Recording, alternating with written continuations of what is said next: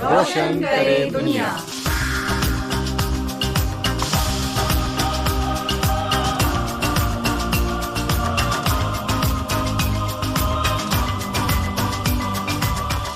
नमस्कार दोस्तों, मैं हूं शाइना एनसी। स्वागत है आप सभी का विविध भारती के कार्यक्रम रोशन करे दुनिया में।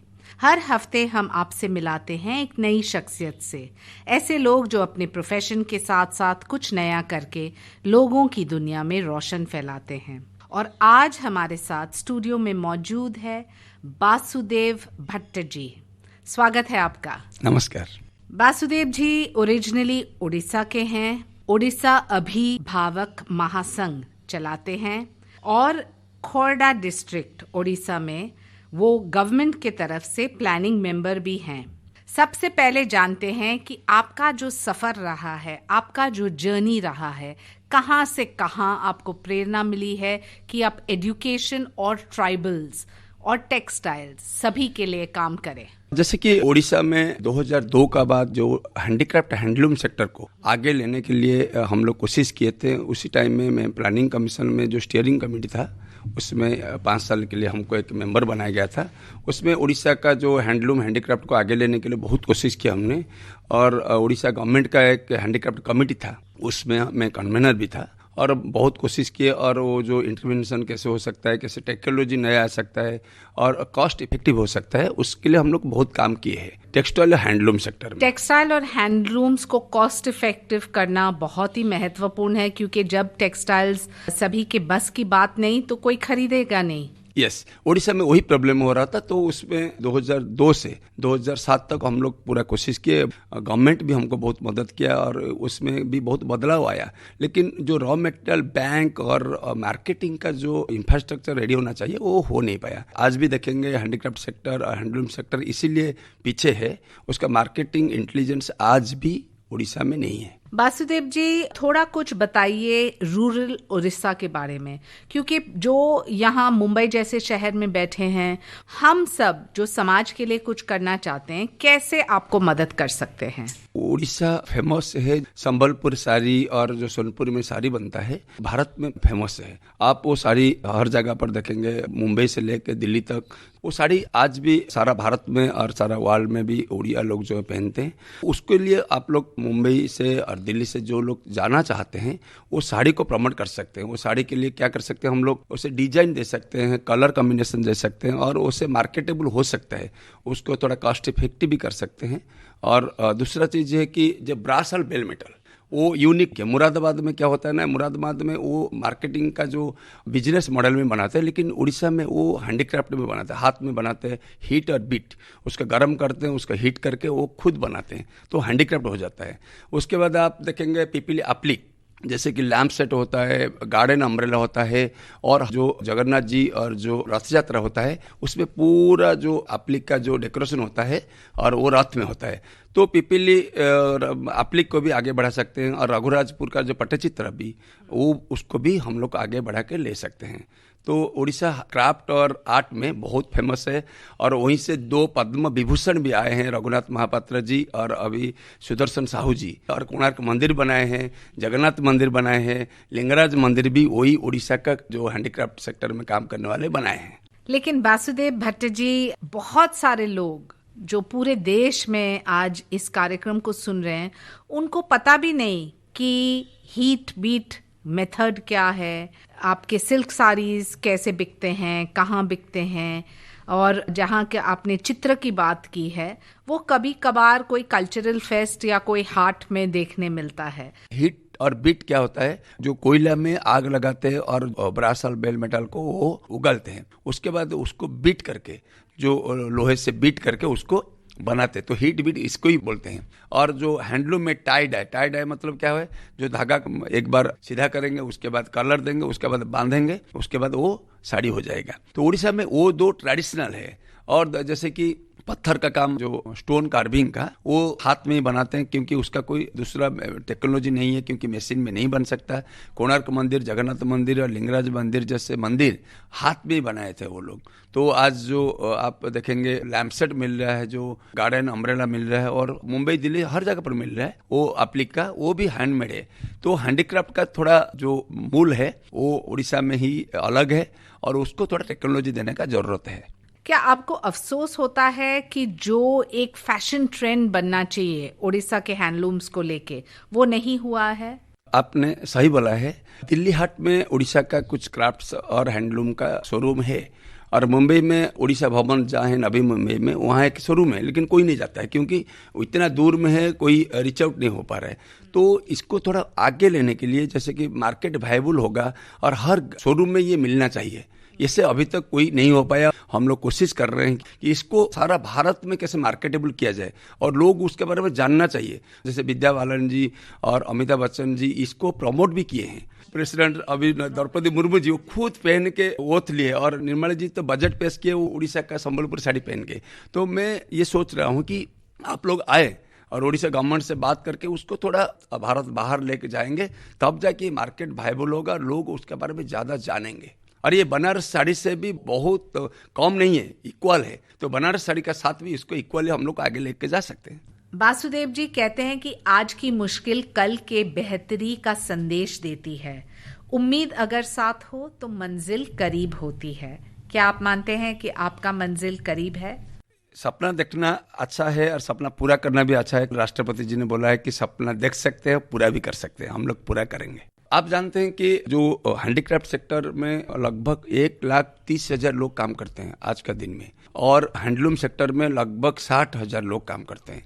इन लोगों का जो फैमिली एजुकेशन नहीं है, आपको पता होगा कि राइट टू एजुकेशन एक्ट को इम्प्लीमेंट किए थे 2002 में, और उड़ीसा में 10 में लॉ पास हुआ, और अभी उसको हम लोग पारदर्शी पोर्टल में, जैसे कि गरीब बच्चा पोर्टल में जाके नियरेस्ट स्कूल में गरीब फ्री एजुकेशन ले सकता है प्राइवेट स्कूल में। अभी उड़ीसा में लास्ट ईयर 5,000 डिप्राइव्ड स्टूडेंट्स अभी एडमिशन ले, इस साल 15,000 लिए हैं। तो ये जो आर्टिसन लोगों का और हैंडलूम सेक्टर में जो वीवर है, उनका जो फैमिली लोगों का एजुकेशन के लिए हम लोग बहुत चिंतित थे।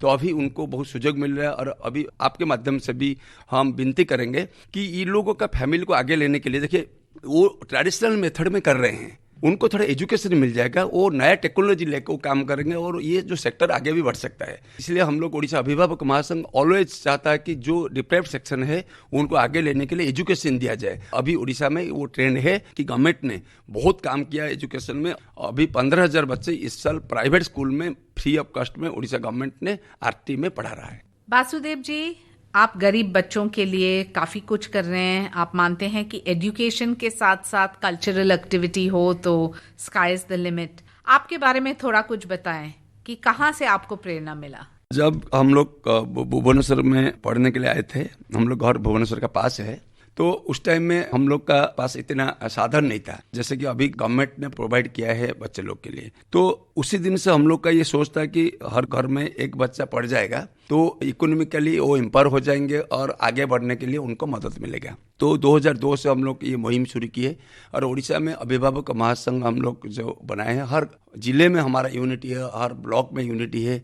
आप देखेंगे तो हर कोई इशू होता है तो अभिभावक महासंघ खड़ा होता है। और स्कूल बैग का जो इशू है उड़ीसा में, बच्चे लोग का जो इतना भारी भारी बैग लेके जाते हैं, वो इशू को गवर्नमेंट ऑफ उड़ीसा ने आधा रिजल्व किया है, अभी भी रिजल्व नहीं हुआ है, अभी हमारा लड़ाई जारी है। लेकिन हम लोग ये चाहते हैं कि बच्चे लोग का पढ़ाई हो, और उड़ीसा में लगभग 48,000 गवर्नमेंट स्कूल्स हैं, उसमें कैसे क्वालिटी एजुकेशन हो सकता है, वो लड़ाई हमारा है। हर घर में एजुकेशन हो जाएगा तो उड़ीसा आगे बढ़ सकता। इसीलिए हम लोग एजुकेशन के साथ ये जो इनकम जनरेशन प्रोग्राम ऐड कर रहे हैं, इसीलिए ऐड कर रहे हैं कि इनकम होगा तब पढ़ाई होगा, तब जाके उड़ीसा आगे बढ़ सकता है।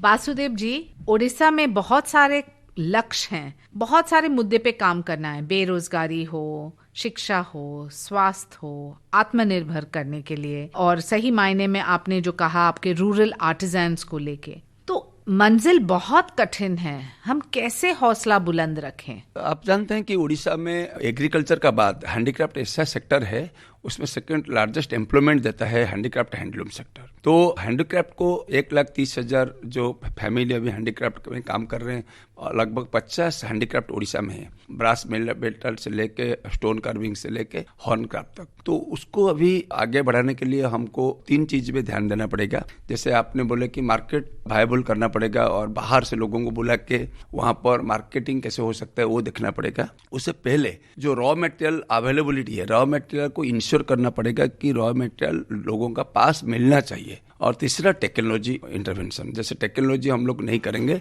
मुरादाबाद इसीलिए आगे हैं कि वो मार्केट में सस्ता में मिलता है और वायबल है और सुंदर दिखता है। सही बोले आप। यस, उड़ीसा का जो प्रोडक्ट है वो स्लाइटली एक्सपेंसिव है, हैंडीक्राफ्ट है, हाथ में बनाते, तो इसीलिए वो पॉलिश नहीं है, वो इतना सुंदर नहीं दिखती है, इसीलिए उसको थोड़ा इंटरवेंशन देना पड़ेगा टेक्नोलॉजी का। वासुदेव भट्ट जी, आपकी जो बात है बहुत ही बड़ी है कि टेक्सटाइल हो, हैंडीक्राफ्ट हो, टैलेंट हो, क्रिएटिविटी हो, इसको इंटीग्रेट करना एजुकेशन के साथ। लोग अगर आपके साथ जुड़ना चाहते हैं, और इस कार्यक्रम के निमित्त हम वही प्रयास करते हैं कि अच्छे लोग अच्छे संस्थाओं से जुड़ें, वो कैसे आपके साथ संपर्क कर सकते हैं? जैसे कि हम लोग तो उड़ीसा अभिभावक महासंघ वेबसाइट है, हमारा डिटेल मोबाइल नंबर है और ईमेल आईडी है। फिर भी मैं मोबाइल नंबर भी बोल देता हूँ, और 9337121064। आप इसमें कॉल भी कर सकते हैं, व्हाट्सएप भेज सकते हैं। मैं तो आपसे भी विनती करूंगा कि मुंबई से जितने भी फैशन डिजाइनर है, जो भी हाई क्वालिटी का फैशन डिजाइनर है, वो भी उड़ीसा आए एक बार। और गवर्नमेंट ऑफ उड़ीसा को भी मैं आपके माध्यम से ये विनती करूंगा, एक फैशन डिजाइनर का एक कन्वेंशन कीजिए, जैसे हम लोग का इंडस्ट्री का करते हैं, और हैंडीक्राफ्ट हैंडलूम सेक्टर को आगे लेने के लिए एक मुहिम शुरू किया जाए, एक मिशन मोड में किया जाए। तब जाके उड़ीसा का ये जो 2 लाख परिवार आगे बढ़ के आ सकते हैं और एजुकेशन मिल सकता है, इनकम मिल सकता है, उड़ीसा भी आगे बढ़ सकता है।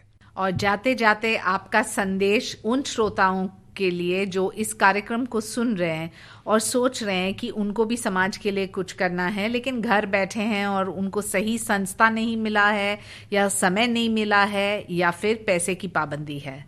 जैसे कि प्रेसिडेंट साहिबा ने एक बहुत बड़ा चीज बोले हैं, मो जीवन पछे नरके परिथाऊ जगत उद्धार हो। मेरा जीवन नर्क में जाए लेकिन दुनिया का उद्धार हो जाए, ये हमारा जो भीमो भाई का ये जो लास्ट वर्ड है। इसीलिए हम लोग बोलते हैं कि हमारा जो हो गया, लेकिन अगले जो पीढ़ी है उनका अच्छा हो जाए और वो लोग पढ़ के उड़ीसा को आगे लेके जाए, ये हमारा लास्ट संदेश है। और आपको बहुत गर्व होगा कि राष्ट्रपति जी आपके प्रदेश से आती है, ट्राइबल महिला है, और इतना संघर्ष करने के बावजूद वो पहुंच गई है राष्ट्रपति भवन। और वो भी पहले शिक्षकता करती थी और वार्ड काउंसिलर से लेके आज भारत का सर्वोच्च स्थान पर बैठी है, इसीलिए हम बधाई देना चाहते हैं। और वो उड़ीसा का एजुकेशन के लिए और हैंडीक्राफ्ट हैंडलूम के लिए भी कोशिश करेंगे, क्योंकि वो वही फैमिली से आती है, मयूरभंज से। मुझे लगता है कि उड़ीसा का भी आज नाम होगा भारत में, उनका वजह से कुछ आगे बढ़ के जा सकता है। तो ये थे वासुदेव भट्ट जी। अंडर प्रिविलेज के लिए एजुकेशन, हैंडीक्राफ्ट्स के लिए योजना, और टेक्सटाइल को रिवाइव करने के लिए लोगों को आत्मनिर्भर करने का एक लक्ष्य। Integration of education, textile, handicraft शायद एक बहुत ही रेयर कॉम्बिनेशन है, लेकिन हम जानते हैं कि उड़ीसा में जो लोग रहते हैं उनको आगे बढ़ाने के लिए आत्मनिर्भर करना बहुत ही जरूरी है।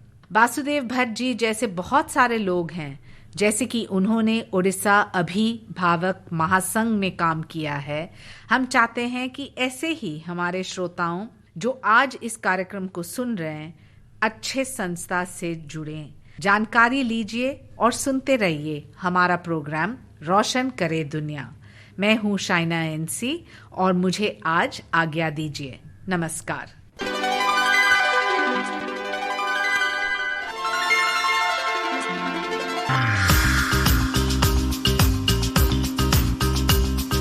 रोशन करे दुनिया।